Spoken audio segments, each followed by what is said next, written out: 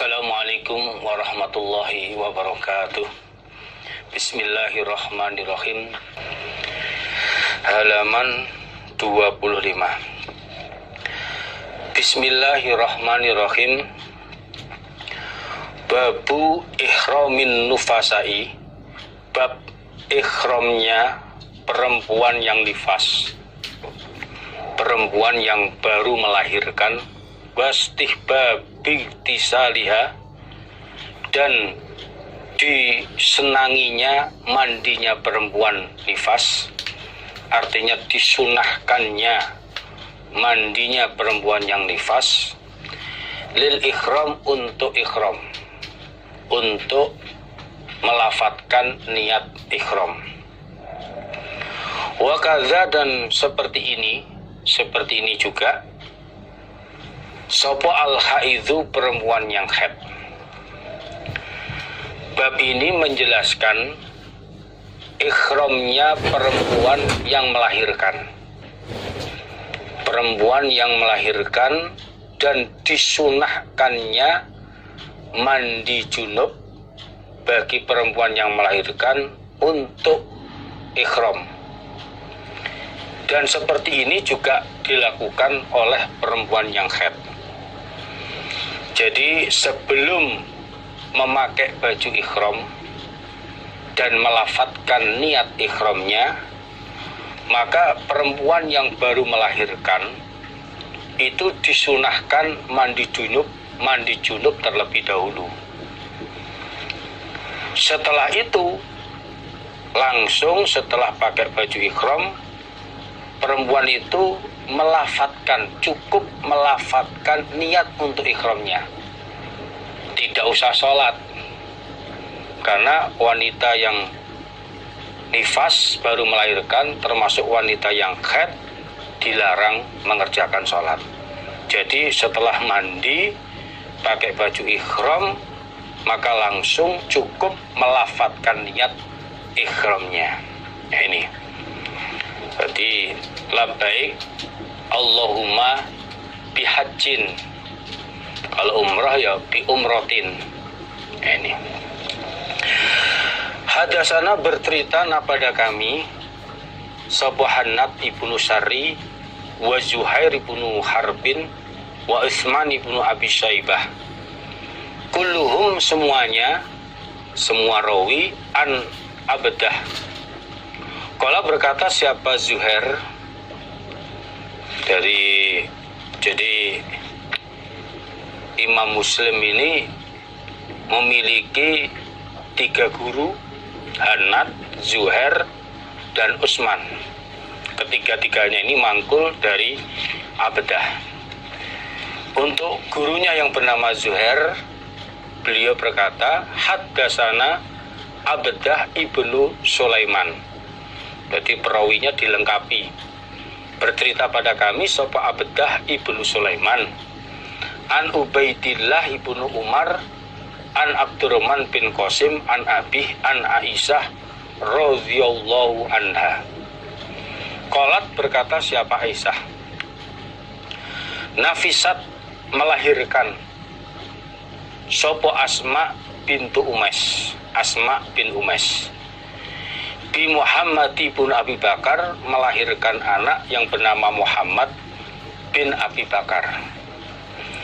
Bisa jarah, di bawah pohon kelampis atau pohon samuroh yang waktu itu berada di kawasan Dzul Khulaifah, tepatnya di Tanah Baida. Tanah Baida yang merupakan masih kawasan Dzul Khulaifah yang waktu itu ada pohonnya. Jadi di sana memang karena langkanya pohon, sehingga suatu tempat yang di situ ada pohonnya disebutkan bahwa melahirkannya itu di kawasan Baida, di Tanah Baida, kawasan Dzul Khulaifah, berada di pohon samuroh. Jadi Aisyah radhiyallahu anha menceritakan pada saat perjalanan haji keluar dari Madinah untuk menuju Mekah, Aisyah bercerita pada saat sampai di tanah Dzul Khulaifah, mikot untuk orang-orang Madinah, Asma binti Umais melahirkan anak yang bernama Muhammad bin Abu Bakar. Melahirkan di bawah pohon kelampis, pohon samurah, tepatnya di tanah Baita, kawasan Dzul Khulaifah, yang merupakan mikot tanah mikot memulainya haji umroh untuk orang-orang Madinah. Fa'amaro, maka perintah sapa Rasulullah utusan Allah sallallahu alaihi wasallam, perintah Abu Bakrin pada Abu Bakar yang merupakan suaminya Asma. Ini dulu ini ceritanya, Asma ini jandanya Ja'far bin Abdul Muthalib yang meninggal dunia di saat perang Mu'tah. Lalu setelah itu dinikahi oleh Abu Bakar. Ini ya'muruha, supaya perintah siapa Abu Bakar pada Asma istrinya, antal tasila, bahwasanya mandi junub siapa Asma, wa tuhilla, dan membaca niat ikhram siapa Asma. Lalu Rasulullah sallallahu alaihi wasallam memerintah kepada Abu Bakar yang merupakan suaminya Asma, supaya perintah kepada istrinya Asma itu untuk mandi jinabat dan membaca niat ikhramnya. Jadi selesai mandi junub, memakai baju, kemudian melafadzkan niat ikhramnya. Jadi ketika akan ikhram, walaupun haid termasuk di dalamnya, walaupun nifas termasuk di dalamnya perempuannya haid, dia tidak mengerjakan sholat, namun tetap disunahkannya sebelum melafadzkan niat ikhram mandi junub terlebih dahulu. Setelah mandi junub baru melafadzkan niat ikhram. Karena nifas termasuk perempuan yang haid tidak sholat, tidak perlu sholat 2 rakaat di mikot tersebut. Ini cukup setelah mandi junub pakai baju melafadzkan niat ikhramnya. Berhubung perempuan nifas baru melahirkan, termasuk wanita haid mengeluarkan darah, maka di kemaluannya dikasih kain penahan untuk agar darah itu tidak jatuh, tidak merembes, darah itu tidak ngelewer kemana-mana. Ini jadi kalau sekarang ya pakai softtek, penahan darah biar darahnya tidak keluar berceceran kemana-mana. Jadi untuk perempuan yang nifas maupun haid dia tetap melanjutkan ibadah hajinya. Hanya saja saat perjalanan nanti ya tidak bisa tawaf, juga tidak bisa mengerjakan sholat 2 rakaat di belakang makam Ibrahim. Karena wanita haid itu di samping larangan sholat, termasuk tidak boleh masuk masjid. Otomatis karena pekerjaan tawaf itu berada di dalam masjid, akhirnya ya juga tidak bisa mengerjakan tawaf. Babu hukmi zofairil mutasilati. Jadi sekali lagi perempuan yang haid maupun nifas di dalam haji terus lanjut. Nah ini walaupun nggak bisa tawaf. Ini kalau memang ternyata nggak suci sampai tanggal 10 Dzulhijjah, sampai waktu haji, maka karena tidak tawaf ya langsung aja meneruskan hajinya menuju tanah Arafah. Dan nanti kalau suci sebagai gantinya tawaf sa'i atau tawaf haji, manakala mengerjakan tawaf ifadah ditambah mengerjakan sa'i Safa Marwah, sehingga wanita yang nifas atau wanita yang haid dia mengerjakan hajinya adalah haji ifrad. Ini setelah suci nanti waktu tawaf ifadahnya dilanjut sa'i Safa Marwah sebagai gantinya tawaf sa'i atau tawaf haji yang merupakan sunahnya orang sebelum berangkat ke Arafah. Nah, kemudian umrohnya dikerjakan di luar bulan haji, sehingga hajinya haji ifrad. Ini sebagaimana juga istri Rasulullah Shallallahu Alaihi Wasallam, Aisyah, pada waktu itu juga mengalami hal seperti itu. Awalnya niatnya haji, ikut dengan Nabi, ternyata terjadi haid sampai sucinya tanggal 10 kurang lebih, tanggal 10 Dzulhijjah, sehingga dia tidak mengerjakan umroh, tidak tawaf sa'i, langsung menuju ke Arafah di waktu tanggal 9 Dzulhijjah. Babu hukmi dzofairil mutasilati, bab hukumnya beberapa sanggul perempuan yang mandi junub. Bab ini menjelaskan tentang hukumnya sanggulnya perempuan yang mandi junub. Itu bagaimana?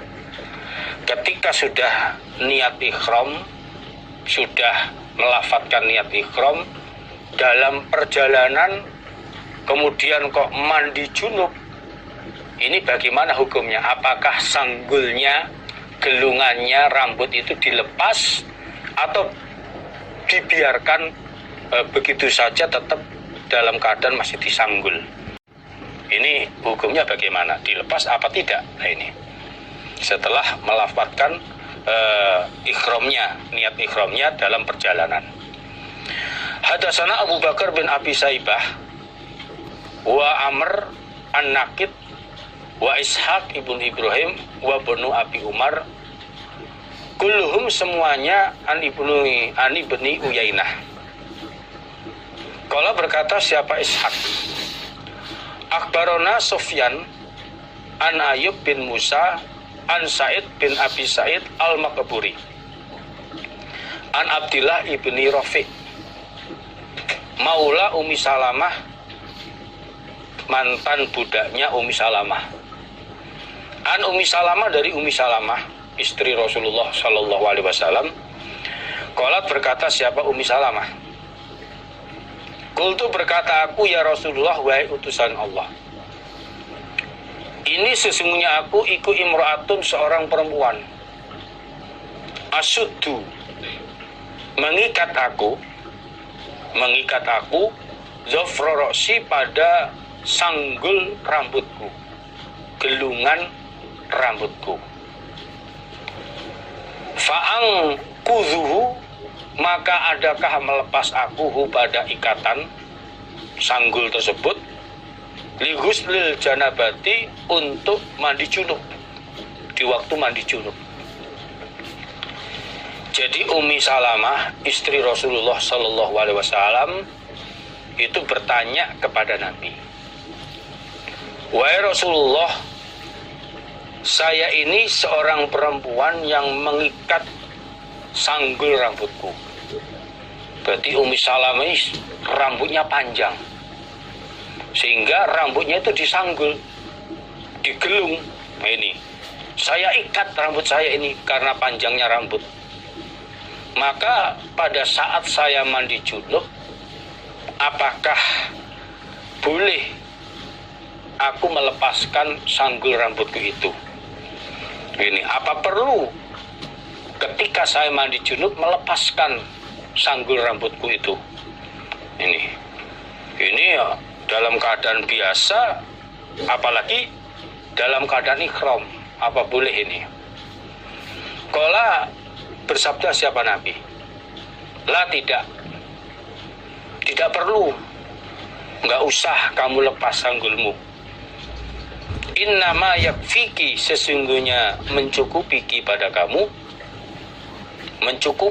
kamu, opo antahsi, bahwasanya menyawuk kamu, nyawuk mengambil air pakai telapak tangan, ala roksiki, atas kepalamu, atas rambut kepala kamu, salasa hasayatin, pada 3 kali cawuan. Hitungannya ganjil, 3 kali cawuan. Summa tufizin, kemudian meratakanlah kamu, alaiki, atas kamu, kemudian meratakan kamu, alaiki, atas kamu, alma, pada air tersebut, air cawuan tadi. Fatatahurina, maka bersucilah engkau, yaitu dengan mandi tersebut. Nah ini. Lalu Nabi menjawab, Nabi bersabda, tidak usah kamu lepas sanggul rambutmu. Enggak apa-apa kamu mandi junub dalam keadaan rambut tetap disanggul. Akan tetapi cukup bagi kamu setelah kamu wudhu, selesai mengerjakan wudhu maksudnya, kamu menyawuk 1 cawukan, kamu menyawuk 3 kali cawukan, kamu siramkan ke atas rambut kepala kamu. Kamu usaha air tersebut terasa pada kulit kepalanya. Rambut kamu terasa dingin, yang menunjukkan menyentuh kepada kulit kepala. Rata. Nah ini. Kemudian kamu ratakan air yang ada di kepala kamu itu ke seluruh badan kamu. Lalu kamu bersucilah. Ini, bersucilah sebagai praktek mandi kamu. Ini mandi termasuk mandi saat perjalanan ikhram. Ini yang di sini tidak diterangkan dalam pertanyaannya Ummi Salam ini saat ikhram atau tidak. Itu saja diperbolehkan dalam mandi junub bagi wanita yang rambutnya panjang, tidak melepaskan sanggulnya. Nah ini, terlebih ikhram, karena nanti dikhawatirkan rambutnya rontok ketika dilepas. Maka diperbolehkan, tidak apa-apa bagi wanita yang berambut panjang, kemudian rambutnya disanggul saat perjalanan ikhram, mau mandi, termasuk mandi junub, tidak melepas sanggulnya.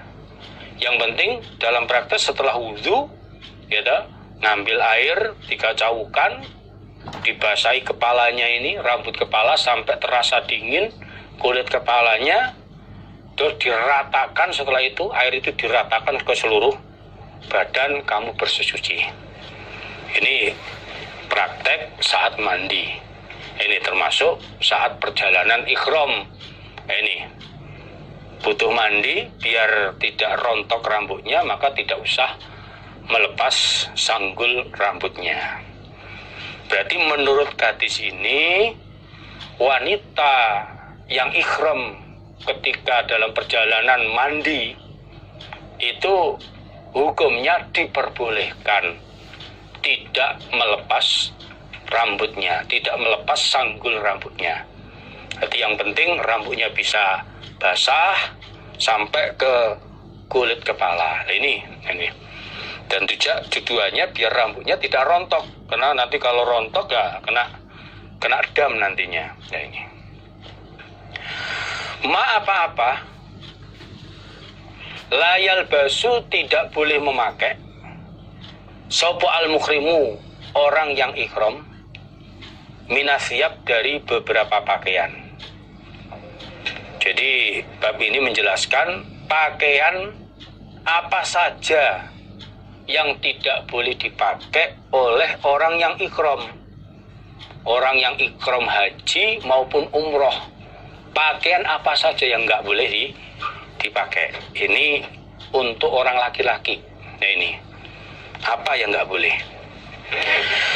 Hadasana bercerita pada kami Imam Bukhari, sopo Abdullah ibnu Yusuf, akhbaruna siapa Malik an Nafi an Abdillah ibnu Umar radhiyallahu anhuma,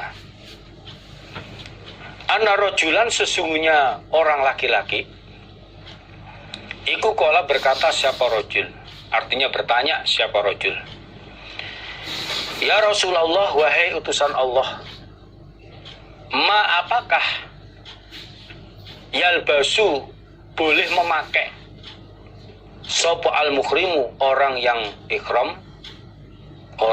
ikhram minathiyab dari beberapa pakaian. Jadi Abdullah bin Umar bercerita ada seorang laki-laki yang bertanya kepada Nabi, wahai utusan Allah, pakaian apa yang diperbolehkan dipakai oleh orang yang ikhram?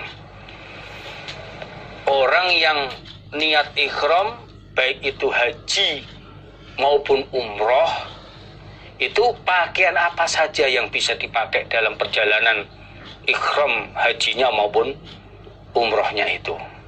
Yang diperbolehkan apa saja? Ini. Kala bersabda sopo Rasulullah utusan Allah Shallallahu Alaihi Wasallam. Lalu Nabi bersabda, la yalbasu, tidak boleh memakai siapa orang yang ikhram al-kumuso pada beberapa baju kurung. Baju kurung ya seperti baju top, gamis.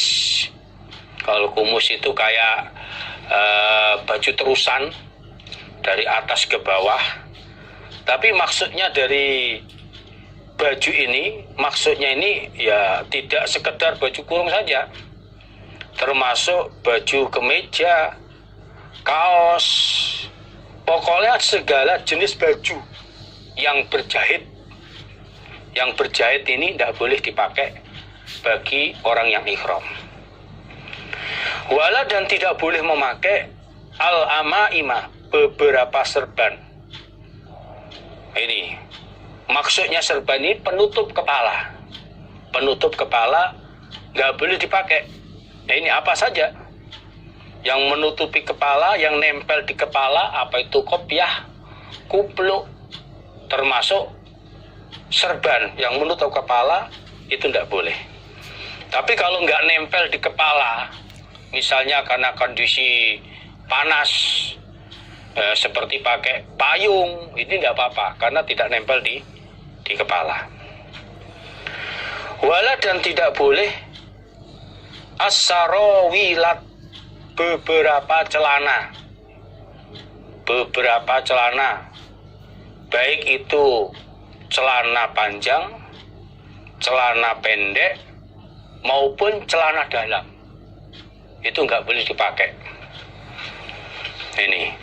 Wala, dan tidak boleh memakai al-baronisa, beberapa burnus, yaitu baju yang terusan dengan penutup kepala.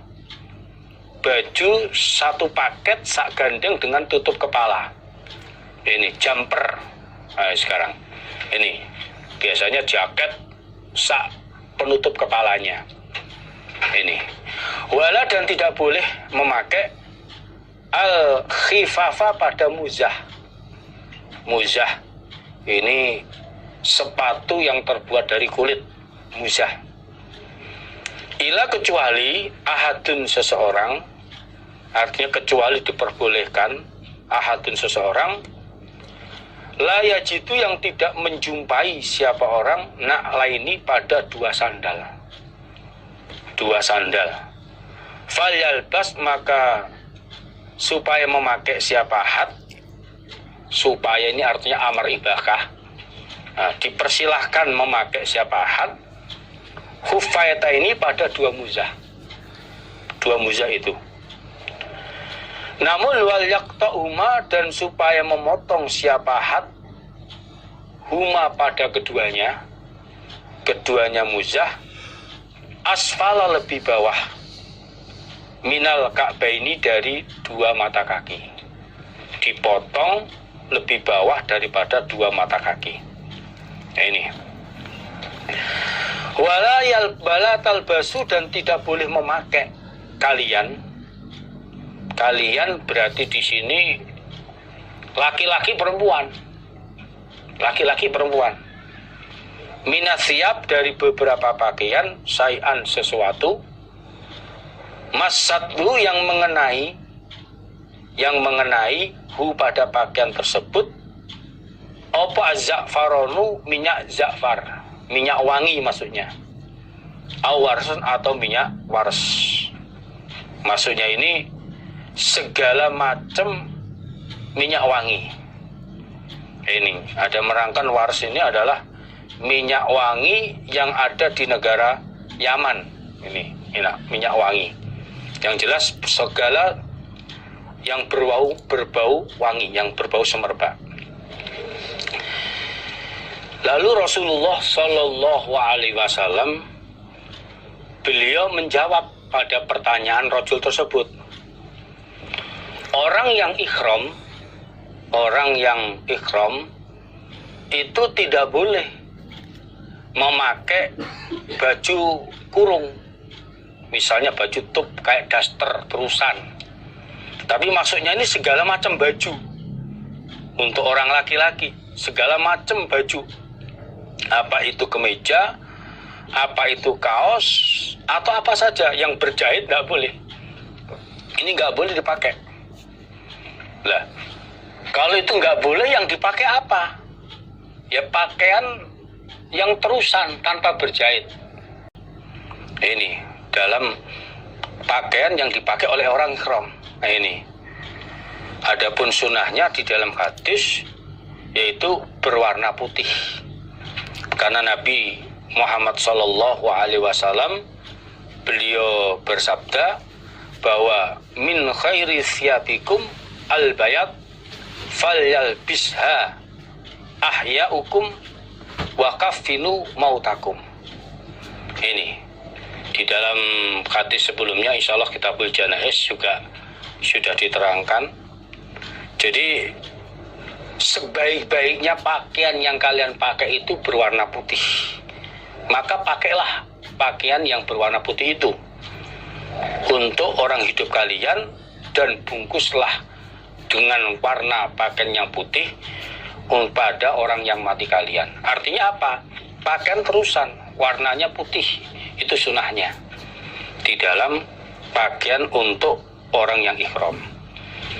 Jadi yang jelas pakaian yang berbentuk apapun, kalau itu berjahit, dijahit, itu tidak boleh dipakai oleh orang yang ikhram. Itu yang pertama. Baju yang berjahit nggak boleh dipakai. Dan juga tidak boleh pakai serban.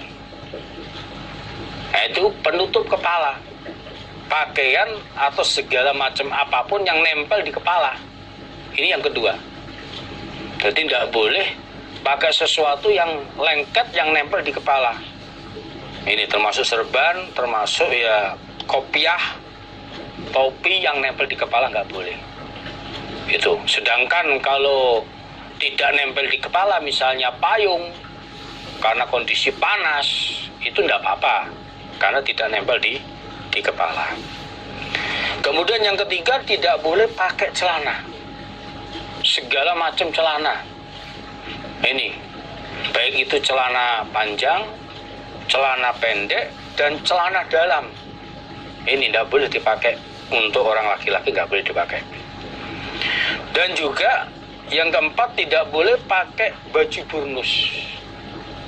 Artinya baju yang terusannya langsung sebagai topi kepalanya, penutup kepalanya. Jumper, itu tidak boleh. Baju sambung dengan penutup kepalanya. Ini. Itu tidak boleh dipakai. Dan yang keempat, dan tidak boleh pakai muzah. Tidak boleh pakai muzah. Ini. Kecuali yang boleh itu seseorang yang tidak menjumpai dua sandal. Maka dia diperbolehkan, dipersilahkan memakai dua muzah, namun dengan syarat muzahnya yang panjang itu dipotong, muzahnya itu lebih bawah dari dua mata kaki. Jadi sehingga mirip dengan sendal. Mungkin kayak slop atau apa, Yang penting di bawah kedua mata kaki, nggak boleh di atasnya, sehingga mirip dengan sandal. Ini. Dan kalian semua berarti di sini laki-laki maupun perempuan. Kalau sebelumnya adalah untuk orang laki-laki, dan kalian semua laki-laki maupun perempuan tidak boleh memakai sesuatu dari bermacam-macam pakaian yang terkena minyak ja'far maupun minyak waras. Artinya pakaian yang tergores atau tersentuh segala macam minyak yang berbau harum, yang berbau semerbak, minyak wangi, nggak boleh dipakai. Ini kalau baju ihramnya ternyata terkena minyak wangi, maka langkah pertama bisa dicuci pakaian ihramnya sampai bau wangi itu hilang. Ini. Atau yang kedua, ganti baju ihram yang lain yang tidak terkena minyak wangi. Ini baik laki-laki maupun perempuan. Ini wanita walaupun pakai baju apa saja diperbolehkan, tetapi kalau pakai minyak wangi, berbau wangi nggak boleh. Jangankan waktu ihram, wanita yang tidak pakai ihram aja nggak boleh pakai minyak wangi yang berbau semerbak di depan umum, terlebih tercium bau semerbaknya oleh laki-laki lain. Bahkan Nabi mengatakan hukumnya kayak perempuan yang melakukan zina, dosa besar, tidak boleh, sehingga menarik perhatian kaum laki-laki, kaum Adam. Lah ini tidak boleh. Itu saat tidak ihram saja nggak boleh, terlebih waktu ihram. Termasuk segala sesuatu apa yang wangi nggak boleh dipakai, termasuk sabun. Andai kata sabunnya itu wangi atau bedak tapi berbau wangi, itu nggak boleh. Ini pakai wangi diperbolehkan, itu termasuk yang diperbolehkan sebelum ihram. Kalau sebelum ihram badannya pakai wangi-wangian, lalu mandi ada bekas wangi, tidak masalah. Ini bekas sebelumnya, memakai wangi-wangian sebelumnya. Nah, ini jadi kalau setelah perjalanan kok ternyata kena minyak wangi, baik pakaian atau badannya, ya supaya dibersihkan. Ini sampai betul-betul bau wangi itu hilang. Nah, ini. Dan inilah beberapa pakaian Nabi menggariskan yang nggak boleh ini. Berarti di sini yang diperbolehkan untuk laki-laki ya baju yang nggak ada jahitannya, nggak boleh pakai celana penutup kepala, nggak boleh. Kalau untuk perempuan boleh, hanya yang nggak boleh kalau tersentuh minyak wangi di saat ihram haji maupun ihram umroh. Nah, ini babuma, babnya apa-apa yunha yang dilarang apa mah minatib dari minyak wangi lil muhrimi bagi orang laki-laki yang ihram wal muhrimati dan perempuan yang ihram. Bab ini menjelaskan larangannya minyak wangi, memakai minyak wangi, terkena minyak wangi bagi laki-laki maupun perempuan yang ihram. Jadi laki-laki maupun perempuan yang mengambil mikot untuk ihram itu dilarang terkena atau memakai wangi-wangian, baik kepada badan maupun pakaiannya. Itu tidak boleh. Nah, ini kalau sebelum mandi pakai wangi-wangian, lalu mandi ada sisa bau wangi, lah itu no problem, betul, tidak apa-apa kalau seperti itu. Nah, ini Hadatsana Abdullah bin Yazid, hadatsana Lais, hadatsana Nafi An Abdillah ibn Umar radhiyallahu anhuma. Qala berkata siapa? Abdullah bin Umar. Qoma berdiri sapa rajulun seorang laki-laki. Faqala berkata siapa rajul? Berkata siapa rajul? Ya Rasulullah, wahai utusan Allah. Madza, apakah sesuatu? Ta'muruna, perintah engkau Nabi na pada kami. Annal basa bahwasanya memakai kami minasiyab dari beberapa pakaian. Fil ikhram, di waktu ikhram. Fil ikhram, di waktu ikhram. Jadi Abdullah bin Umar beliau bercerita bahwa ada seorang laki-laki, dia berdiri menghadap kepada Rasulullah Shallallahu Alaihi Wasallam. Dia bertanya kepada Nabi, wahai utusannya Allah, pakaian apa yang engkau perintahkan kepada kami untuk kami pakai di waktu ikhram? Artinya, ketika kami ikhram itu, pakaian yang diperbolehkan kami pakai itu pakaian yang bagaimana? Ini apa perintah Nabi? Baju apa yang akan kupakai ketika ikhram, baik itu haji maupun umroh? Ini. Faqala, maka bersabda sapa an-nabiyyu, Nabi sallallahu alaihi wasallam. Nabi bersabda, la talbasu, jangan memakai kalian di waktu ikhram al-qamiso, pada pakaian kurung, baju kurung.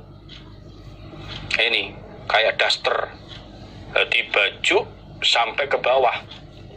Ini artinya tidak hanya segala itu, maksudnya segala macam baju. Ini segala macam baju, apa itu kaos, ini kemeja atau yang lainnya, ini yang berjahit. Wala, dan janganlah kalian memakai as-sarawila, pada beberapa pakaian bawah, celana, pakaian yang ada di bawah celana, baik itu celana panjang maupun celana pendek, bahkan juga celana dalam, nggak boleh dipakai. Wala, dan jangan memakai wala, dan tidak boleh memakai kalian, atau jangan memakai kalian, wala, dan jangan memakai kalian al-amaima, pada beberapa serban yang nempel di kepala. Pokok segala sesuatu apa saja yang nempel, yang menutup kepala, termasuk kopiah atau dan lain sebagainya. Nah, ini. Wala, dan tidak boleh memakai al-baronisa, pada beberapa burnus.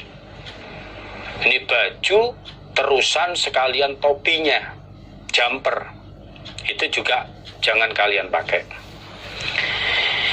Ila, kecuali, artinya akan tetapi, boleh dipakai ayakuna, apabila ada sopo ahadun, seseorang, laisat, tidak ada, lahu, bagi dia, opo nak lani, dua sandal. Fal yalbas, maka hendaklah memakai dia al-khufaini, pada dua muzah. Namun wal yakto, hendaklah memotong dia pada muzahnya itu asfala, lebih bawah, minal ka'bain, dari dua mata kaki. Ini nggak boleh dilakukan untuk khusus orang laki-laki. Ini. Wala talbasu, dan jangan memakai kalian laki-laki maupun perempuan, sayan, pada sesuatu pakaian, masahu yang menimpa mengenai hu, pada pakaian tersebut, opo za'faronun, itu pakai ain bukan wain, za'faronun, minyak za'far, Wala dan tidak apa warsun minyak wars. Minyak wars. Ini. Wala tantakib dan jangan menutup wajah. Jangan menutup wajah sapa almar'atul muhrimah, perempuan yang ihram. Perempuan yang ihram ini khususnya untuk orang perempuan ini. Perempuan yang ihram jangan sampai menutup mukanya pakai cadar. Ini. Wala talbas dan jangan memakai siapa perempuan al-kuffazaini pada dua sarung tangan. Pada dua sarung tangan. Nabi Shallallahu Alaihi Wasallam memberikan petunjuk beberapa pakaian yang tidak boleh dipakai bagi orang yang melaksanakan ihram. Yaitu Nabi bersabda, kalian jangan di waktu ihram jangan memakai baju terusan. Baju terusan ke bawah, burnus, tup. Ini, tup jangan kamu pakai. Maksudnya segala macam baju. Termasuk kaos, termasuk apa saja yang berjahit, kemeja itu jangan dipakai yang berjahit itu. Dan juga kalian jangan memakai pakaian bawah, artinya celana. Celana baik itu panjang maupun pendek maupun dalam, itu termasuk juga berjahit. Tidak boleh kalian pakai. Ini. Dan kalian juga nggak boleh pakai serban penutup kepala. Pokok segala sesuatu apa saja yang nempel atau menutup kepala. Tapi kalau terpisah dari kepala, mungkin karena kondisi panas, biar tidak kepanasan pakai payung, tidak apa-apa, karena itu tidak nempel di kepala. Atau kain tapi dibentangkan di atasnya, yang penting nggak nempel di kepala. Ini. Dan jangan pakai baju burnus, baju yang terusannya penutup kepala, jangan kalian pakai. Jadi segala apapun yang berjahit, yaitu entah itu baju atas maupun baju bawah, apalagi juga termasuk juga nggak boleh yang nutup kepala, nempel di kepala, itu nggak boleh. Berarti yang diperbolehkan pakai baju yang tidak berjahit, ya kayak kain gitu aja. Dan Nabi mensunahkan pakai yang berwarna putih. Ini yang putih, yang tebal, biar nggak kelihatan auratnya. Adapun pakai sabuk penguat itu tidak apa-apa. Pakai sabuk penguatnya kalau zaman dulu ya stagen, biar nggak melorot. Nah ini kalau melorot lah ini bahaya nanti kelihatan. Dan akan tetapi untuk seseorang yang tidak memiliki dua sandal, maka dia diperbolehkan pakai dua muzah. Jadi akan tetapi bagi seseorang yang tidak punya dua sandal, dia diperbolehkan memakai dua muzah. Namun dengan syarat muzah itu dipotong di bawah dua mata kaki, sehingga kelihatan kayak sandal seperti itu. Ya ini. Dan kalian semua, laki-laki maupun perempuan, tidak diperbolehkan pakai sesuatu apapun yang diolesi atau tersentuh minyak wangi, minyak za'far dan minyak wars, tidak boleh. Jadi kalau sampai baju ikhramnya ternyata terkena minyak wangi, ya dicuci sampai wanginya hilang, atau ganti baju ikhram yang lain yang tidak berbau wangi.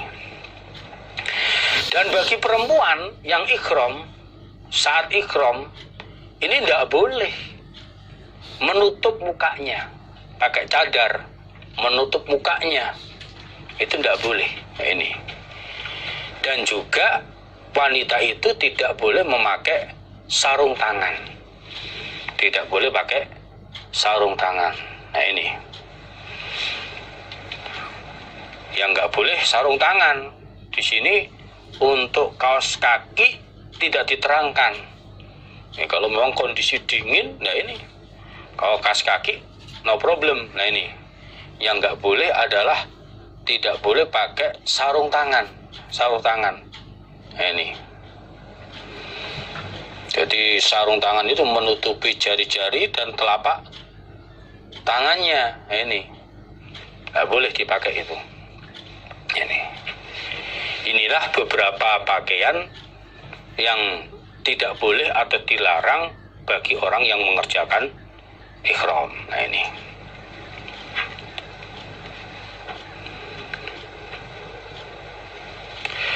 Babul busil muhrimi al-mintokoh. Al-mintokoh. Bab memakainya orang yang ihram al-mintokoh pada stakin. Kalau sekarang ikat pinggang. Ini. Bab ini menjelaskan tentang orang yang ihram. Orang yang ihram itu boleh memakai mintokoh.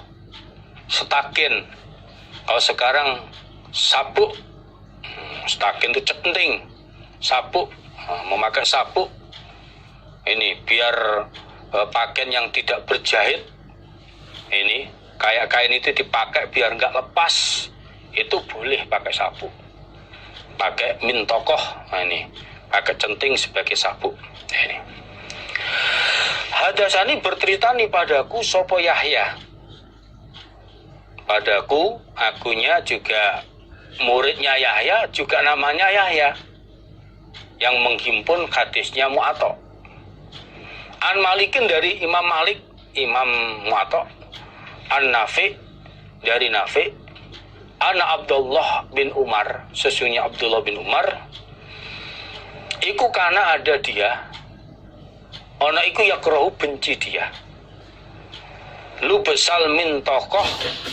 Lu besal min tokoh pada memakai setakin, memakai centing, sabuk lil muhrim bagi orang yang ihram. Jadi Abdullah bin Umar ini benci memakai setakin bagi orang yang ihram. Ini artinya pakai mintokoh tanpa ada hajat, maksudnya tanpa ada keperluan. Ini kalau memang baju ihram yang dipakai sudah rapat, sudah kuat, dan tujuan untuk biar nyaman dalam mengerjakan haji maupun umrah, dan tidak diperlukan pakai setaken, ya nggak apa-apa. Tapi kalau dikhawatirkan, ya mungkin orangnya gemuk, pakai baju ihram nanti menjadikan melorot, lepas apalagi baju ihramnya, ya nggak apa-apa memakai setaken, pakai centing atau sabuk untuk menguatkan baju ihram yang dipakai biar tidak lepas. Atau mungkin sabuk yang ada tempat bawa uang lah. Sekarang kalau pakai tas cukup, pakai tas boleh, pakai tas. Ini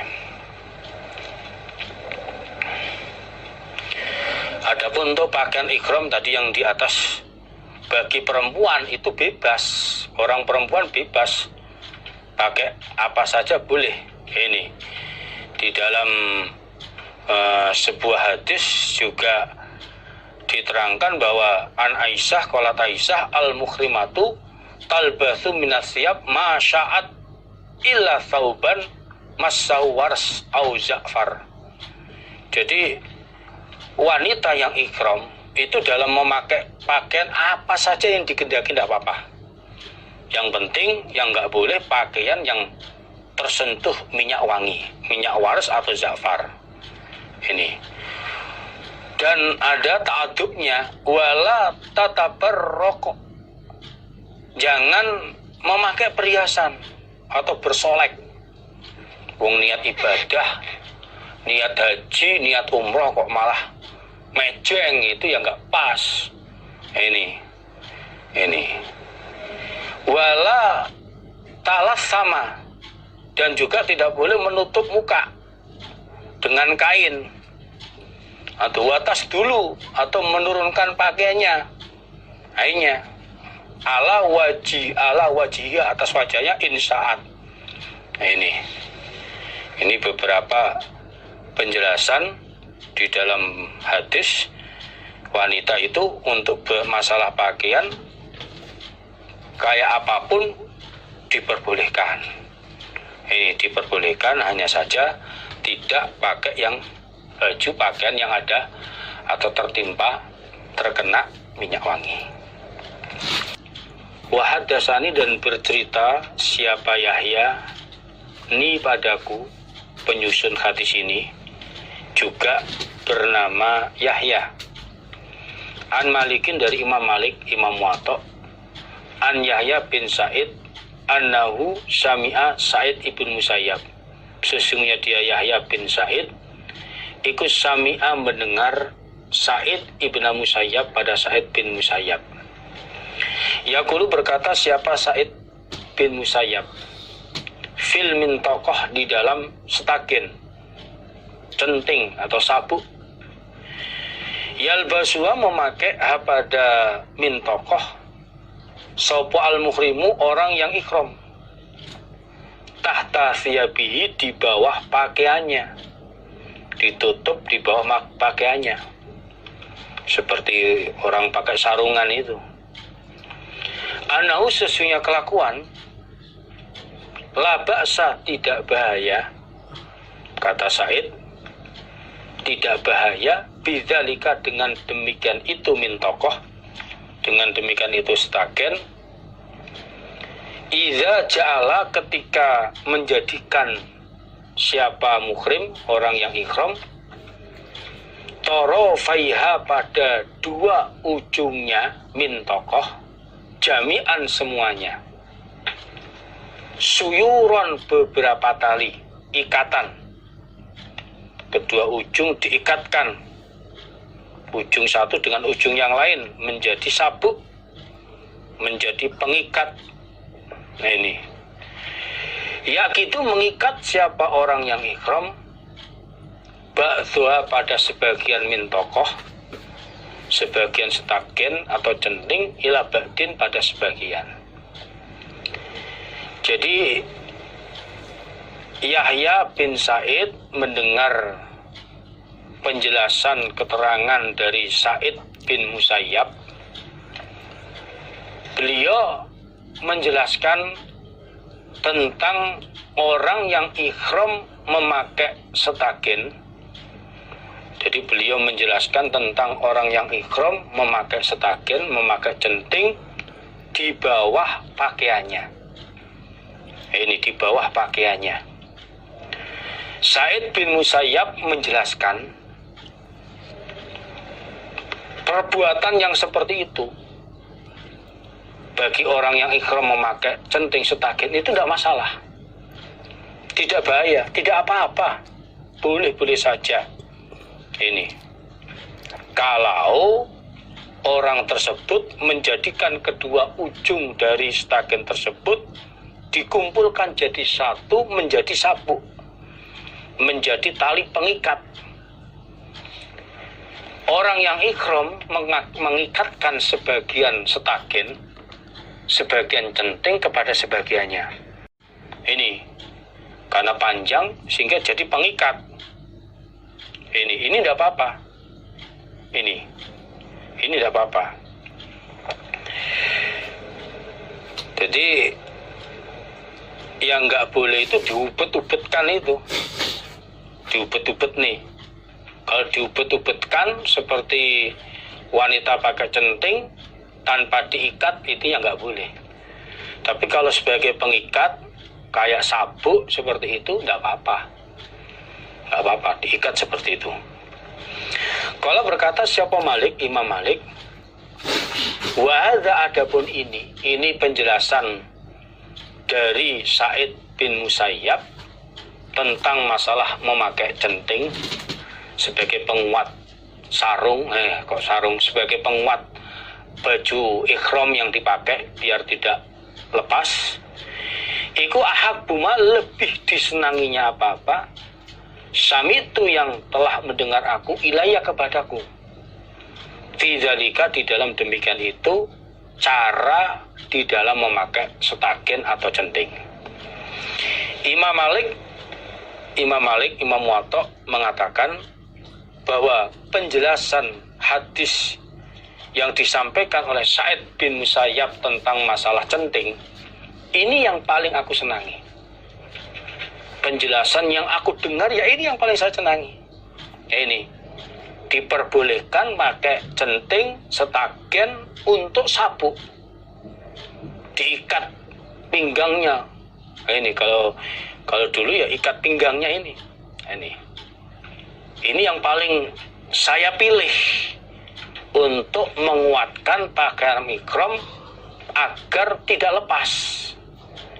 Ini sebagai penguat pakaian ihramnya agar tidak lepas. Ini sebab kalau nggak kuat, apalagi orang yang gemuk, perutnya buncit, nah ini kalau nggak pakai setagen, nggak pakai sabuk, wah ini dibuat kayak sarung, dikhawatirkan nanti lepas.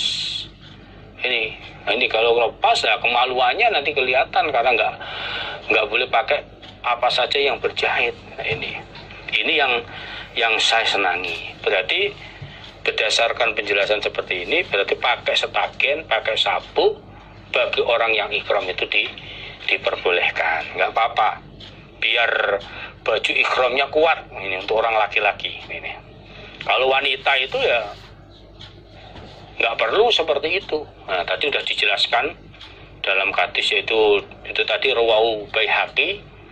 Albani menerangkan hadisnya sahih tadi yang diriwayatkan dari Aisyah, bahwa perempuan ihram bebas pakai pakaian apa saja. Wanita yang ihram pakai pakaian apa saja bebas. Yang penting tadi tidak terkena minyak wangi. Nggak boleh juga berhias, bersolek. Nah, itu juga tadi menutup mukanya dengan kain atau menurunkan pakaiannya, kainnya ke mukanya. Itu tadi yang nggak boleh bagi perempuan yang ihram. Pakaiannya bebas. Kalau itu tadi hadis dalam hadis Baihaqi. Nah, ini babuma, babnya apa-apa jaa yang datang apa mata kapan ahrama berikhram sapa an-nabi sallallahu alaihi wasallam. Bab ini menjelaskan kapan Nabi memulai niat untuk ikhramnya, saat ikhram haji maupun umrohnya. Ini mulai kapan niat melafadzkan ikhramnya itu. Hadasana bercerita pada kami Imam Tirmidzi sapa Qutaibah, hadasana Abdussalam bin Harbin an Khusaif an Sa'id bin Jubair an Ibnu Abbas anna Nabiya, sesungguhnya Nabi sallallahu alaihi wasallam iku ahalla berikhram. Siapa Nabi? Artinya melafadzkan niat ikhram siapa Nabi fi dzuburi shalah, di dalam belakangnya sholat. Artinya setelah mengerjakan sholat 2 rakaat di mikot. Jadi Ibnu Abbas menjelaskan bahwa Nabi Shallallahu Alaihi Wasallam di dalam melafadzkan niat ikhram beliau, dalam membaca talbiyah niat ikhramnya itu setelah mengerjakan sholat 2 rakaat di mikot. Jadi sholat 2 rakaat di mikot. Ini kalau untuk laki-laki. Kalau untuk perempuan yang haid atau istikhadah yang tadi, ini tidak harus sholat. Yang penting pakai baju ihram langsung melafadzkan niat, khusus bagi perempuan yang nifas melahirkan maupun perempuan yang haid. Sedangkan wanita yang tidak haid, tidak nifas, termasuk orang laki-laki, dalam melafadzkan niat ihramnya itu setelah sholat 2 rakaat di mikot. Ini dan menghadap ke kiblat. Menghadapnya, saat awal menghadapnya, niat ihram itu menghadap kiblat. Ini kalau sebelumnya waktu dalam hadis Kitabul Haji juga dijelaskan bahwa dalam melafadzkan niat itu menghadap ke kiblat. Nah ini. Wa hadatsani, dan bercerita siapa Yahya ini padaku, Yahya juga penyusun hadis ini, hadisnya Muwatta, an Malikin dari Imam Malik, Imam Muwatta, an Hisham bin Urwah an Abi. Anna Rasulullah, sesungguhnya utusan Allah sallallahu alaihi wasallam, iku kana ada siapa Rasul, ono iku yusoli, mengerjakan sholat siapa Rasul, di masjid Dzul Khulaifah, di masjid Dzul Khulaifah, sebagai mikot orang Madinah. Rakaat ini pada 2 rakaat, sholatnya 2 rakaat, sholat sunnah 2 rakaat di mikot. Nah ini, faidah stawat, maka ketika telah tetap atau tegak, bihi dengan Nabi, apa rokhilatuhu, kendaranya Nabi. Karena pada waktu itu Nabi hajinya adalah haji kiron, membawa kendaraan unta. Ini ketika Nabi sudah di atas kendaraan, duduk dengan tegak, ahalla, maka berikhram siapa Nabi. Artinya melafadzkan atau menyuarakan niat ikhram siapa Nabi. Jadi dari Abih, yaitu Urwah, memberikan penjelasan bahwa Nabi Shallallahu Alaihi Wasallam beliau mengerjakan sholat 2 rakaat di masjid Dzul Khulaifah atau Bir Ali, sholat di mikot 2 rakaat. Tentunya ini sebelumnya ya mandi junub dan sudah berpakaian ihram. Nah ini. Lalu ketika Nabi sudah naik kendaraan, jadi kendaraan Nabi sudah tegak membawa Nabi, sudah naik di atas kendaraan, maka barulah Nabi menyuarakan, melafadzkan niat ihramnya, melafadzkan niatnya dengan bacaan talbiyah. Ini dengan bacaan talbiyah. Tadi sudah saya terangkan, menghadap ke kiblat. Nanti di bawah ini dalam hadis 30 yang di bawah, nah nih, menghadap kiblat. Sekali lagi, untuk perempuan yang haid atau nifas, ini sholat 2 rakaatnya tidak usah ini, karena tidak boleh. Ini masuk masjid tidak boleh, sholatnya tidak boleh. Jadi pokok setelah pakai baju ihram, menghadap kiblat, melafadzkan, menyuarakan niat ihramnya. Babu sholati, babnya sholat fi thawbin wahidin, di dalam satu pakaian, wa sifati lubsihi, dan sifat atau cara memakainya satu pakaian itu bagaimana. Misalnya sarung, nah ini satu pakaian. Babnya mengerjakan sholat dengan satu pakaian. Bagaimana hukumnya mengerjakan sholat di dalam satu pakaian, dan bagaimana pula cara memakainya satu pakaian tersebut. Hadatsana, bercerita pada kami Imam Muslim sapa Abu Bakar bin Abi Syaibah, wa Amr an-Nakid, wa Zuhair ibnu Harbin, jami'an semuanya, ani Ibnu Yainah, dari Ibnu Yainah. Kalau berkata siapa Zuhair? Hadatsana Sufyan an Abi Zinad anil Arad. Hadatsana Sufyan bin Uyainah an Abi Zinad anil Arad an Abu Hurairah. Anna Rasulullah, sesungguhnya utusan Allah sallallahu alaihi wasallam, iku kala bersabda siapa Rasul. La yusolli, tidak boleh mengerjakan sholat sopo ahadukum, salah satu kalian, fi thawbil wahid, di dalam satu pakaian, semisal sarung misalnya, nggak boleh. Laisa, yang tidak ada, ala atikaihi, atas kedua pundaknya rojul, pundaknya ahad, minhu, dari pakaian tersebut, opo sayun, sesuatu. Dari Abu Hurairah menjelaskan bahwa Rasulullah Shallallahu Alaihi Wasallam, beliau bersabda bahwa salah satu kalian tidak boleh mengerjakan sholat dalam satu pakaian, yang mana dua bahunya, dua pundaknya itu tidak ada sesuatu yang menutupinya. Tidak ada sesuatu yang menutupinya. Nah, ini tidak boleh. Pakai sarung saja, terus atasannya, bahunya ketika sholat kelihatan, ini tidak boleh.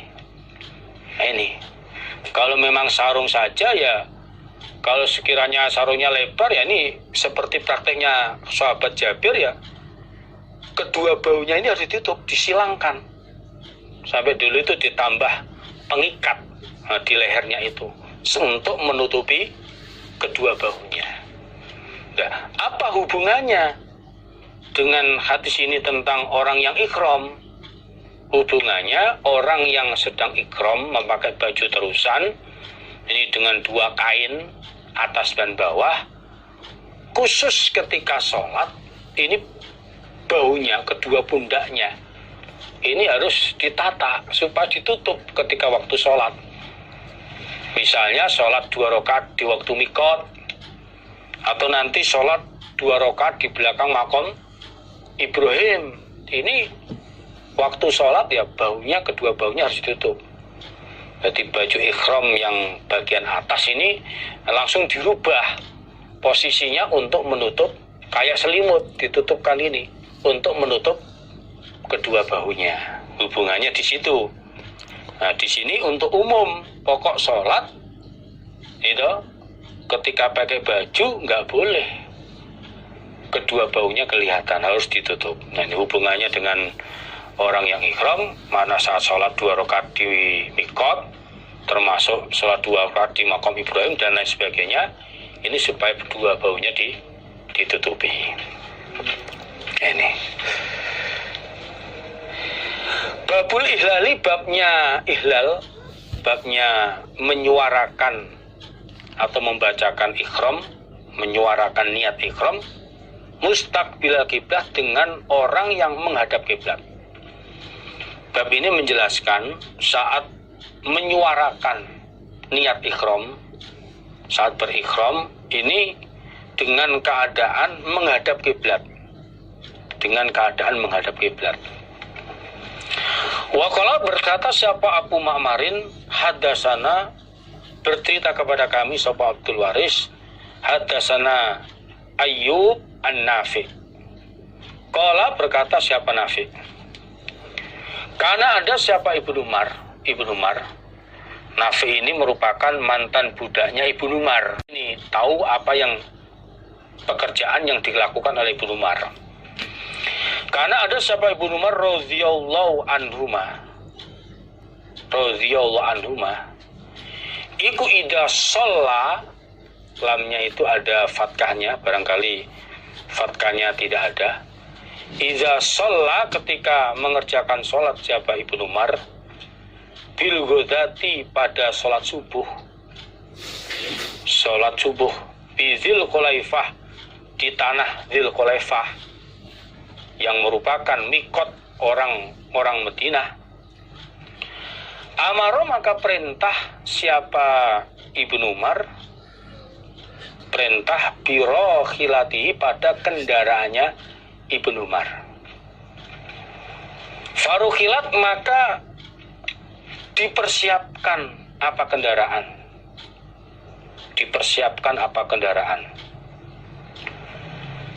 Sumarokiba, kemudian naik siapa Ibnu Umar. Faidastawat, maka ketika telah tetap kendaraan bi membawa Ibnu Umar, sudah tegak, sudah naik duduk di atas kendaraan itu, istaqbala maka menghadap siapa Ibnu Umar al-qiblata pada kiblat. Qaiman dengan orang yang berdiri, maksudnya dengan orang yang duduk tegak, dengan orang yang duduk tegak. Summa yulabbi, kemudian membaca talbiyah siapa Ibnu Umar. Jadi Nafi' memberikan suatu penjelasan. Nafi' menyampaikan bahwa Ibnu Umar, mantan majikan saya Ibnu Umar, ketika beliau telah mengerjakan sholat subuh di tanah Dzul Khulaifah, ini di tanah Dzul Khulaifah, maka Ibnu Umar perintah kendaraannya supaya dipersiapkan, peralatan-peralatannya, persiapan-persiapannya untuk melanjutkan berangkat ke Mekah dalam rangka mengerjakan haji. Ini dipersiapkan. Lalu setelah kendaraan itu siap, maka Ibnu Umar naik ke kendaraan tersebut, menaiki kendaraan tersebut, yaitu kendaraan ontanya. Ketika Ibnu Umar sudah ada di atas kendaraan, posisi berdiri, duduk tegak, maksudnya duduk tegak di atas kendaraan, maka Ibnu Umar menghadap kiblat. Sumayulabi, kemudian membaca talbiyah siapa? Ibnu Umar, artinya melafatkan, menyuarakan niat ikhramnya. Kemudian diteruskan dengan membaca talbiyah. Hatta ya belugha, sehingga sampai siapa Ibnu Umar al-haram, pada tanah haram. Sampai ke tanah haram, ke Masjidil Haram. Ini sumayumsiku, kemudian menahan, artinya berhenti siapa Ibnu Umar dari bacaan talbiyahnya. Kemudian setelah duduk dengan tegak di atas kendaraan dengan menghadap kiblat, barulah Ibnu Umar memulai membaca niat, menyuarakan niat untuk ikhramnya, membaca niat ikhramnya. Terus dilanjutkan dengan bacaan talbiyah, terus dibaca sampai masuk ke tanah haram, masuk ke Masjidil Haram. Kemudian Ibnu Umar berhenti dari membaca talbiyahnya. Hatta sehingga idza jaa, ketika datang siapa Ibnu Umar Dzatuwa, pada tanah Dzatuwa, sudah ada di tanah Dzatuwa, bata maka bermalam siapa Ibnu Umar, bata bermalam siapa Ibnu Umar di tanah Dzatuwa. Ini hatta sehingga yusbika, pagi-pagian siapa Ibnu Umar, sampai ketika Ibnu Umar sampai di tanah Dzatuwa. Dzatuwa merupakan tempat yang dekat dengan Mekah, dekat dengan Mekah. Di tempat itu Ibnu Umar bermalam, menginap di Dzatuwa. Ini sampai pagi. Faidha sholat, maka ketika telah sholat siapa Ibnu Umar al-ghadata, pada sholat subuh, sudah sholat subuh, iktasala, maka mandi junub siapa Ibnu Umar. Disunahkan ketika mau masuk ke tanah haram, ini ke tanah haram disunahkan mandi junub terlebih dahulu. Wa za'ama, dan menyangka siapa Ibnu Umar mengatakan anna Rasulullah sallallahu alaihi wasallam iku fa'ala, berbuat siapa Nabi zalika, pada demikian itu kelakuan. Jadi sampai bermalam di Datua itu sampai pagi. Lalu ketika sudah selesai mengerjakan sholat subuh, sebelum masuk ke tanah haram, ini Ibnu Umar mandi junub terlebih dahulu. Ini disunahkan untuk penghormatan saja, bukan wajib, bukan syariat. Ini barangkali karena perjalanan jauh dari Dzulkhulaifah ke Dzatuwa, karena dulu pakai kendaraan unta, keluar keringat, bolot mungkin, ini mandi junub biar bersih. Dan Ibnu Umar mengatakan bahwa Rasulullah Shallallahu Alaihi Wasallam beliau dulu juga mengerjakan seperti itu. Jadi bermalam di Datua, lalu mandi junub, barulah masuk ke tanah haram, masuk ke Masjidil Haram. Nah, inilah yang diambil dari hadis ini dalam melafatkan niat.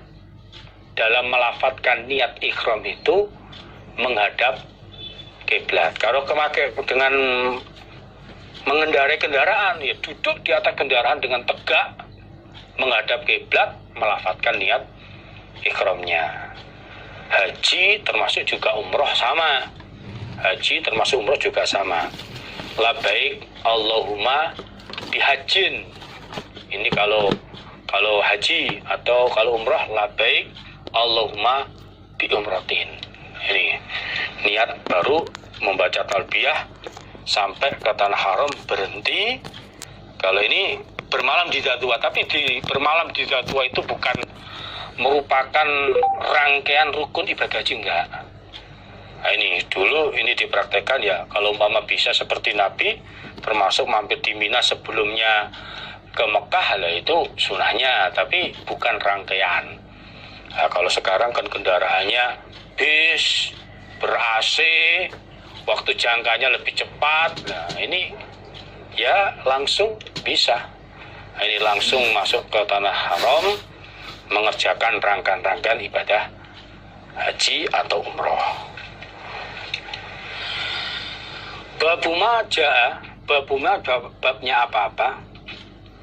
Ja'a yang datang apa ma fit tamattu'i, di dalam haji senang-senang.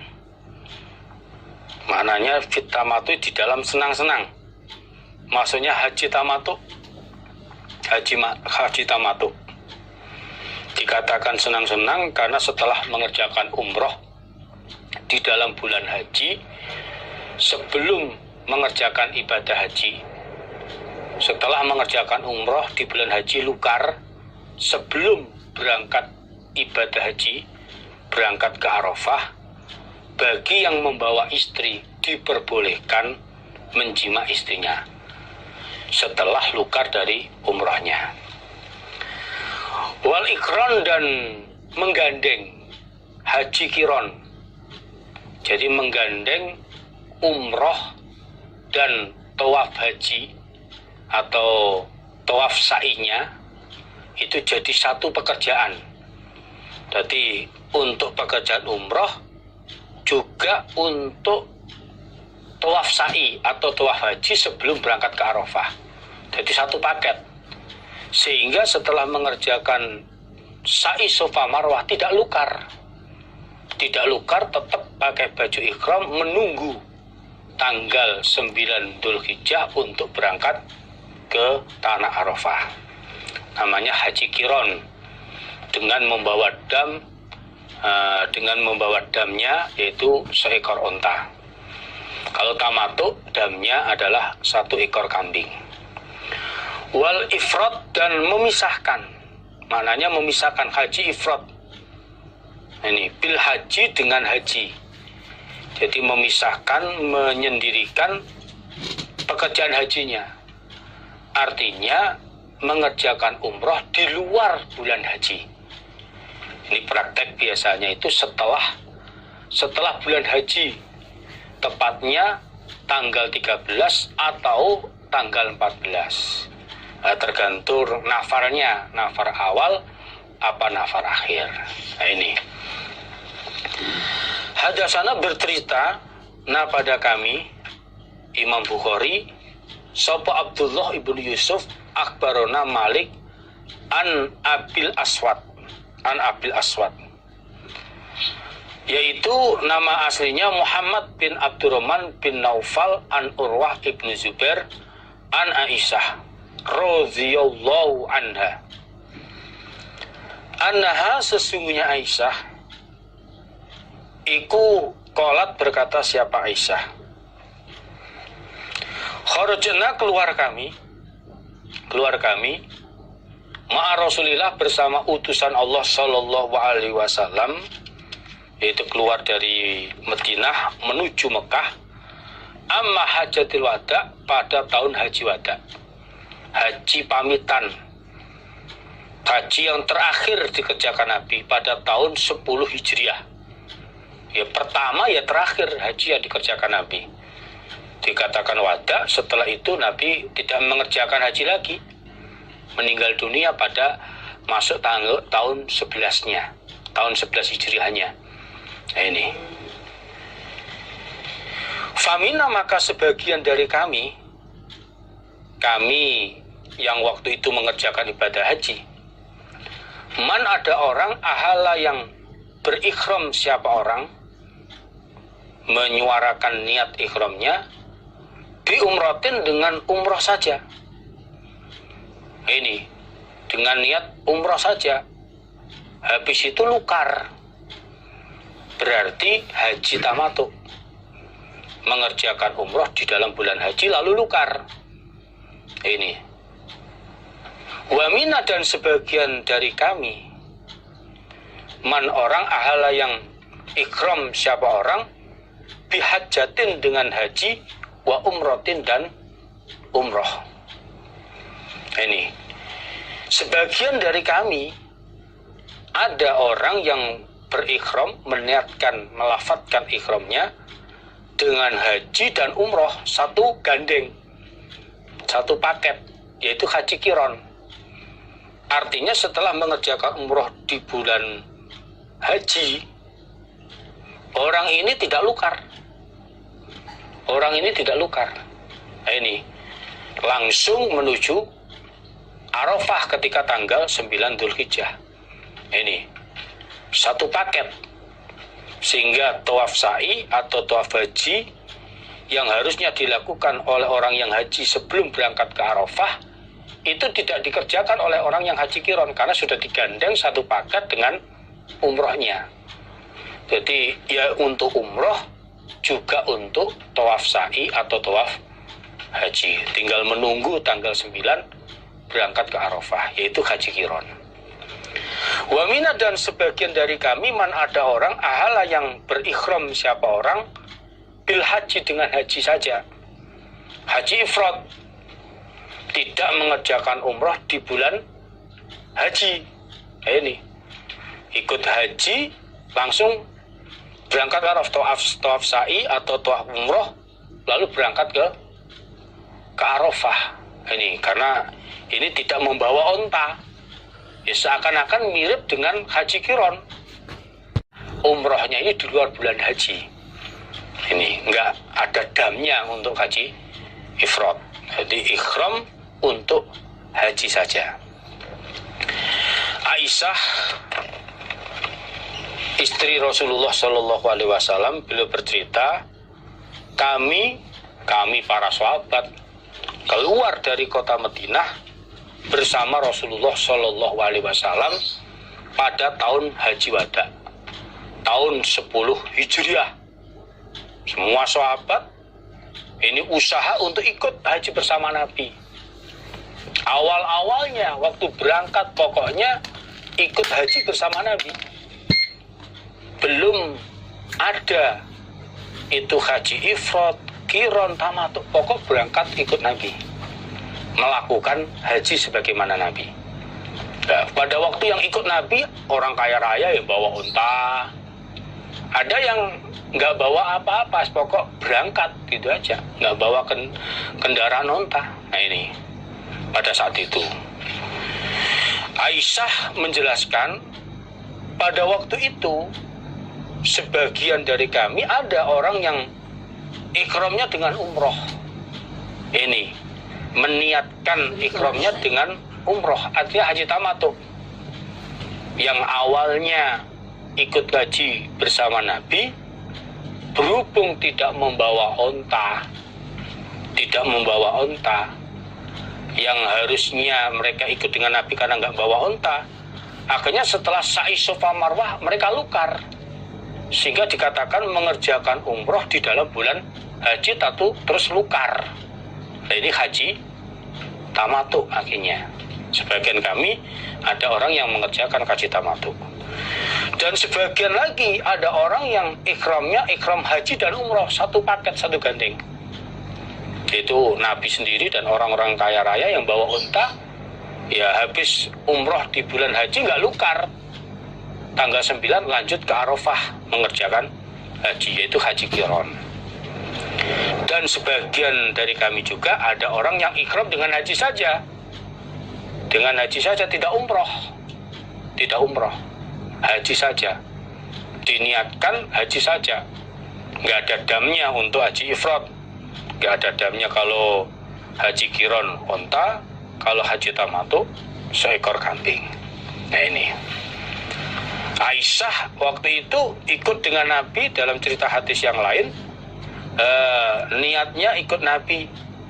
Nah, ini awalnya ikut dengan Nabi, terus niat jadi untuk haji tamattu, ternyata nggak bisa juga, akhirnya haji ifrad. Toh kenyataannya ya nggak bisa tawaf sa'i atau tawaf haji yang karena khed. Akhirnya kalau dalam ceritanya saat tanggal 10 Dzulhijjah baru suci. Lah ini sehingga apa yang dikerjakan oleh Aisyah adalah haji ifrad. Nah ini cuma karena tidak mengerjakan tawaf sa'i atau tawaf haji, sehabis mengerjakan tawaf ifadah yang harusnya berakhir di sholat 2 rakaat di Maqam Ibrahim, sebagai gantinya mengerjakan sa'i Safa Marwah. Nah, ini umrohnya dikerjakan setelah bulan haji pada waktu itu tanggal 14 Dzulhijjah, mengambil mikot di Tanah Tanim, diantarkan oleh saudara laki-lakinya yang bernama Abdurrahman. Ini untuk Aisyah jadinya haji ifrad. Wala dan berikhram sapa Rasulullah sallallahu alaihi wasallam bil haji dengan haji. Nah, pada waktu itu Nabi ikhramnya dengan haji menurut hadis ini, tapi maksudnya haji dan umroh satu paket, karena praktek yang dilakukan Nabi seakan-akan sama dengan orang yang mengerjakan haji ifrad. Ini seakan-akan sama. Ini yang membedakan karena Nabi membawa unta. Ini karena bergeraknya sama. Ini antara ifrad dan qiron kelihatan sama. Habis mengerjakan umroh nggak lukar.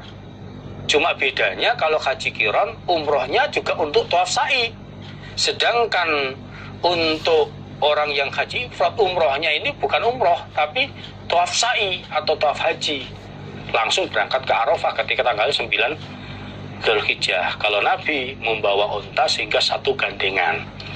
Nah ini adapun haji yang dikerjakan Nabi adalah haji qiron, karena Nabi membawa unta pada waktu itu. Nah, kalau kelihatannya ya sama kayaknya antara ifrad sama qiron. Nah, ini perbedaannya setelah selesai ibadah haji untuk ifrad mengerjakan umroh, sedangkan Nabi tidak mengerjakan umroh karena sudah satu paket umroh dan tawaf sa'i atau tawaf hajinya.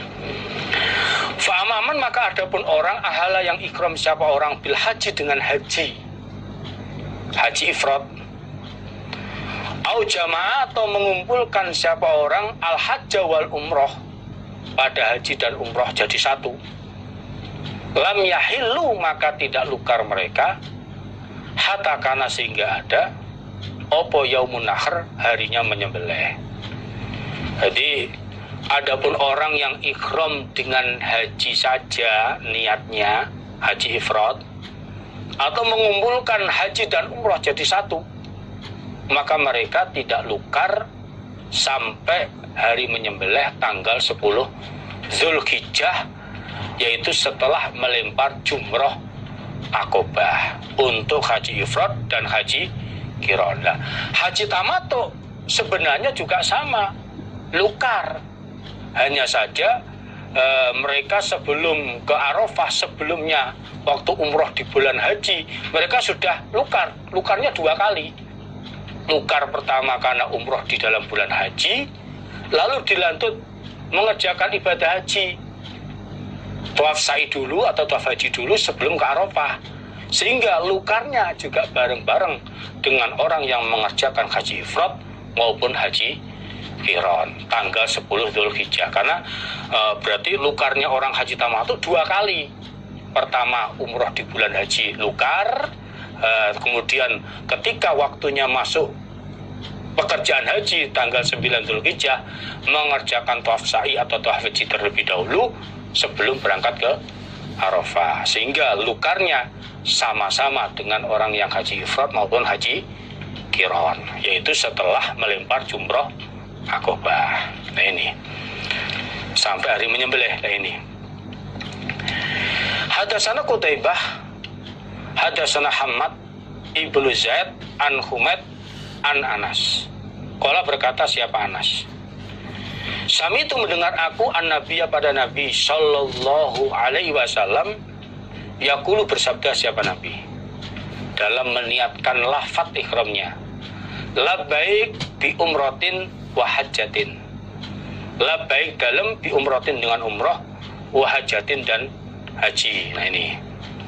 Jadi Anas berkata saya mendengar Nabi sallallahu alaihi wasallam beliau di dalam meniatkan ihramnya bunyinya labbaik bi umratin wa hajjatin. Umrah dan hajinya satu paket. Jadi berarti Nabi ini mengerjakan haji qiran. Jadi setelah mengerjakan umrah di dalam bulan haji, Nabi nggak lukar, menunggu waktu haji tanggal 9 Zulhijjah langsung berangkat ke Arafah. Nah ini, lah hadis di atas kok dengan haji aja, karena seakan-akan orang yang mengerjakan haji ifrad hampir sama dengan orang yang mengerjakan haji qiran.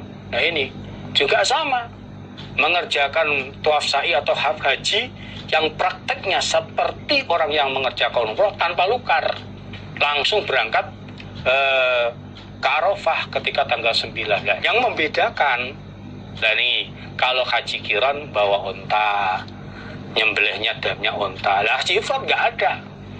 Dan perbedaan jelas nanti ketika sudah di luar bulan haji, untuk yang haji ifrad mengerjakan umroh di luar bulan haji, yaitu setelah nafar awal atau nafar akhir. Nah ini babuma, babnya apa-apa, jaa yang datang apa mah, ana nabiya sesungguhnya Nabi sallallahu alaihi wasallam iku tofa mengerjakan tawaf siapa Nabi muttabi'an dengan menyilangkan baju ikhramnya, menyelemprangkan baju ikhramnya, kain ikhramnya ini diselempangkan ke pundaknya.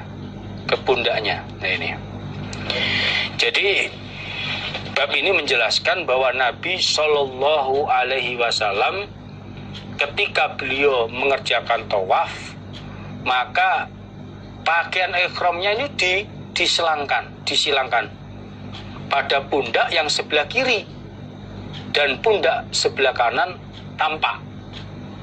Jadi pundak yang sebelah kanan berarti yang sebelah sini, jadi baju ihramnya diselempangkan ke pundak sebelah kiri, sehingga pundak yang sebelah kanan di sini kelihatan. Nah ini.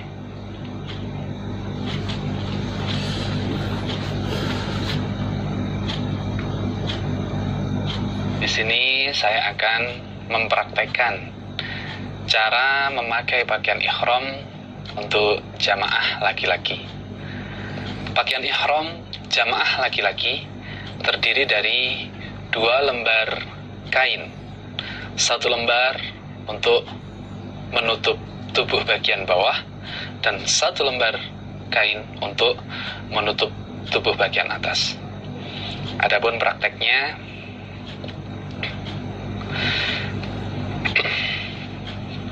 satu lembar kain untuk menutup tubuh bagian bawah. Caranya sama sebagaimana kita memakai sarung ketika sholat.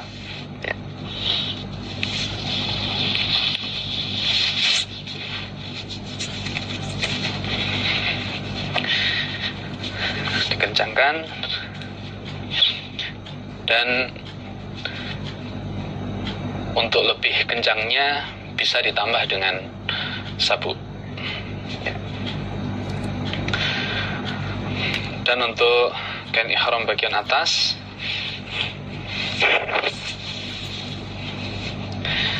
ketika posisi berjalan, entah itu tawaf ataupun sa'i, kita bisa memakainya dengan cara seperti ini. Jadi satu pundak tertutup dan satu pundak terbuka.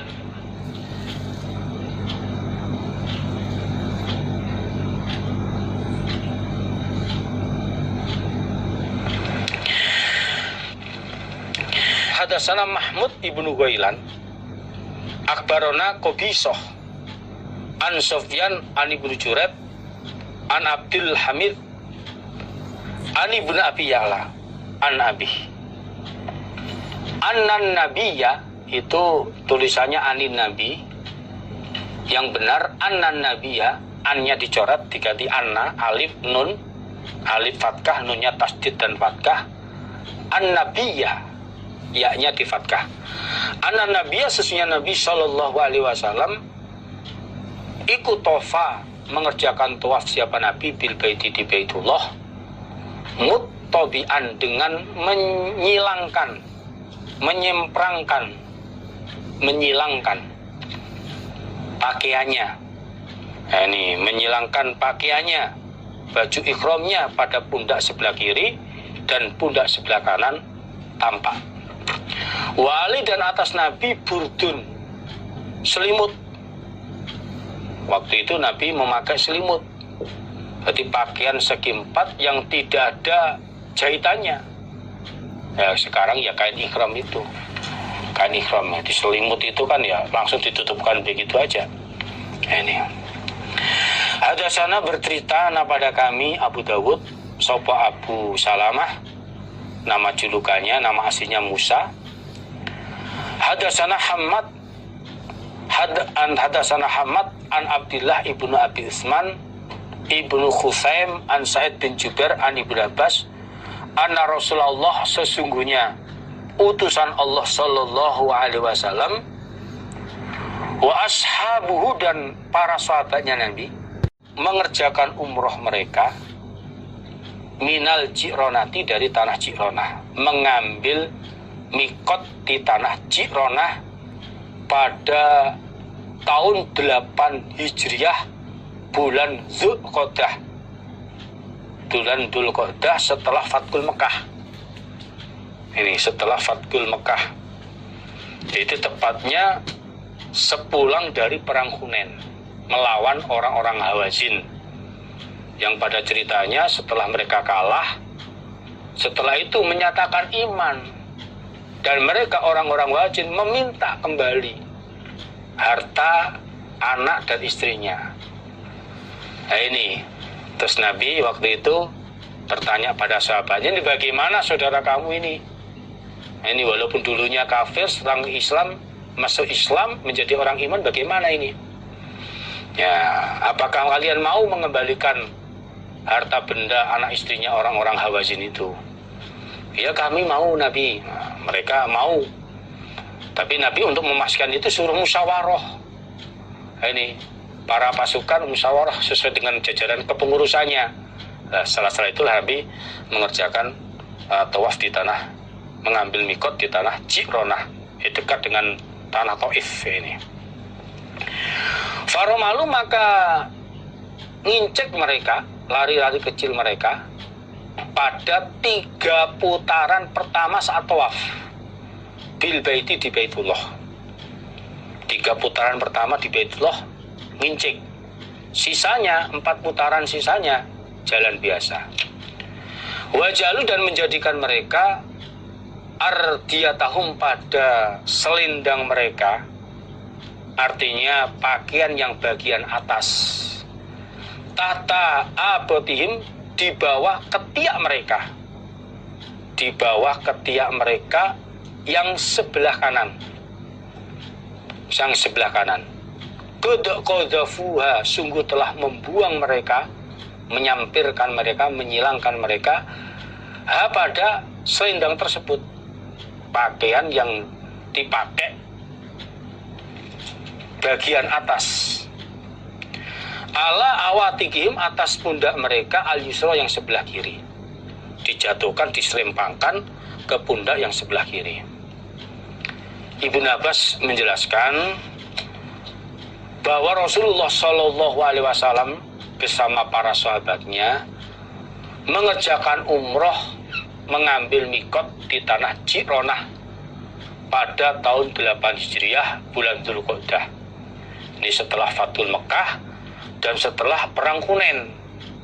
Nah, ini pada waktu itu saat mereka mengerjakan tawaf, pada 3 putaran yang pertama ini ngincik, 3 putaran yang pertama ngincik. Ini dalam ngincik ini Hajar Aswad sampai Hajar Aswad, 3 putaran ngincik. Ini sedangkan 4 putaran sisanya jalan kaki. Saat mereka tawaf, pakaian yang bagian atas, selendang bagian atas, mereka jadikan di bawah ketiaknya yang sebelah kanan, sehingga bahunya yang sebelah kanan kelihatan. Dan mereka lemparkan, mereka buang, mereka sampirkan selendang itu di pundaknya yang sebelah kiri. Ini saat mengerjakan tawaf. Nah, ini termasuk keadaan baju ihram, cara memakainya seperti itu dalam perjalanan.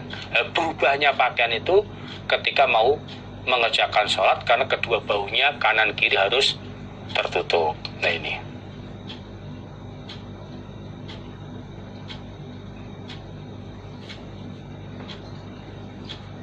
adapun ketika melaksanakan sholat, maka kedua pundak harus tertutup. Kedua pundak harus tertutup.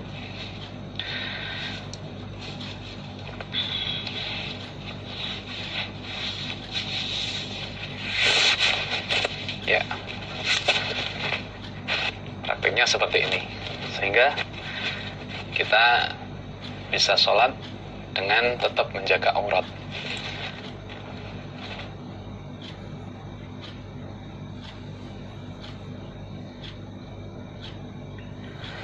babuma, babnya apa-apa, yundabu,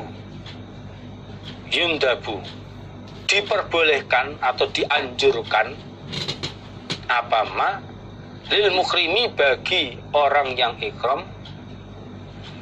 Saya ulangi, yundabu, dianjurkan atau diperbolehkan, lil muhrimi, bagi orang yang ihram, wa ghairi, dan selainnya orang ihram. Opo, nah ini failnya di belakang, opo qatluhu, membunuh ma, bayanya rupanya ma, minat dawabi, itu baknya kurang tasdid, minat dawabi, dari hewan, dari binatang yang merayap, yang melata. Fil hilli, itu hak, titiknya mungkin kecipratan itu dicoret titiknya, yang benar hak. Fil hilli, di dalam tanah halal, wal harami, dan tanah haram. Bab ini menjelaskan bahwa orang yang ihram maupun yang tidak mengerjakan ihram diperbolehkan membunuh hewan melata, hewan yang merayap, di dalam tanah haram maupun di tanah halal. Di dalam tanah halal maupun di tanah haram. Itu hewan apa yang boleh dibunuh? Nah ini, hewan apa yang boleh dibunuh saat ihram maupun tidak? Baik hewan itu berada di tanah halal maupun di tanah haram. Hewan apa saja yang boleh dibunuh? Wa hadatsana Abu Bakar, wa hadatsana bercerita pada kaminya Muslim, sopo Abu Bakar Ibnu Abi Saibah hadatsana Gundar an Subah. Wa hadatsana Ibnu Musanna wa Ibnu Basyarin qala keduanya hadatsana Muhammad Ibnu Ja'far hadatsana Subah qala sami'tu Qatadah yuhaddisu an Sa'id bin Musayyab an Aisyah radhiyallahu anha anin Nabi sallallahu alaihi wasallam. Ana khususnya Nabi iku qala bersabda siapa Nabi? Khamsun lima fawasikun beberapa hewan fasik. 5 hewan fasik.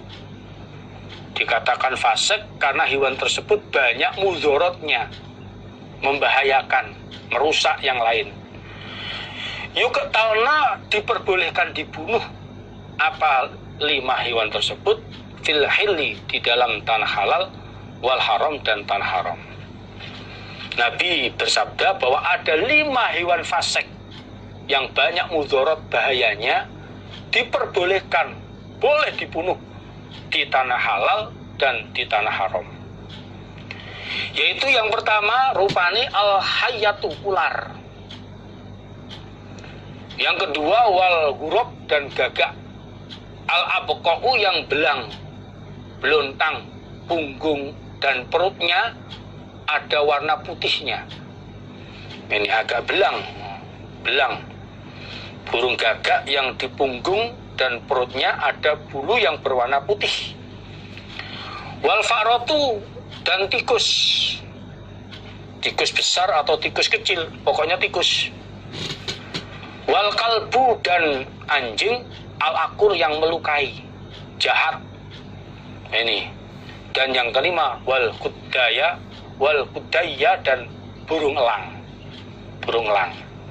Ular, burung gagak, tikus, anjing dan burung elang ini boleh dibunuh saat berada di tanah halal maupun di tanah haram. Wa hadatsani dan bertitani padaku sapa Zuhair, akunya Imam Muslim, Ibnu Harbin wa Ibnu Abi Umar jami'an an Ibnu Yainah qala berkata siapa Zuhair. Lafat hadatsana Sufyan bin Uyainah. Sufyan bin Uyainah itu ainnya di dhammah bukan fathah. Uyainah. Ani Zuri an Salim an Abi radhiyallahu ani Nabi sallallahu alaihi wasallam. Qala bersabda siapa Nabi? Khamsun 5 hewan. Iku la junaha tidak dosa alaman atas orang qatalahunna yang membunuh siapa orang guna pada 5 hewan tersebut. Fil haram di dalam tanah haram wal ikram dan di waktu ikram. Ini ada 5 hewan tidak dosa, nggak apa-apa bagi orang yang membunuhnya, baik itu di tanah haram maupun dalam keadaan ikram. Berarti terlebih lagi di tanah halal tidak ikram, malah lebih boleh lagi. Di dalam tanah haram dan waktu ikram aja boleh. Yaitu al-fa'ratu pertama tikus, wal akrab dan kalajengking, skorpion, wal ghurab dan gagak, burung gagak, wal khidda'atu dan burung elang, wal kalbul akur dan anjing yang melukai. Anjing yang melukai karena ini hewan fasik, baik kecil maupun besar, itu membahayakan, memudorotkan yang lain, maka boleh dibunuh. Tikus, kalajengking, skorpion, gagak, burung elang, dan anjing yang melukai. Nah, ini hewan-hewan boleh dibunuh di tanah haram maupun dalam keadaan ikram, apalagi di tanah halal tidak ihram, malah diperbolehkan, tidak apa-apa. Alhamdulillah, jazakumullahu khairan. Semoga Allah memberikan manfaat dan barokah. Demikianlah yang bisa sampaikan pada pengajian hari ini. Apabila ada kurang lebihnya, tutur kata yang tidak kami sengaja, ada yang salah, mohon maaf yang sebesar-besarnya. Sekali lagi semua perhatiannya disyukuri, alhamdulillah, jazakumullahu khairan. Akhirul kalam, assalamualaikum warahmatullahi wabarakatuh.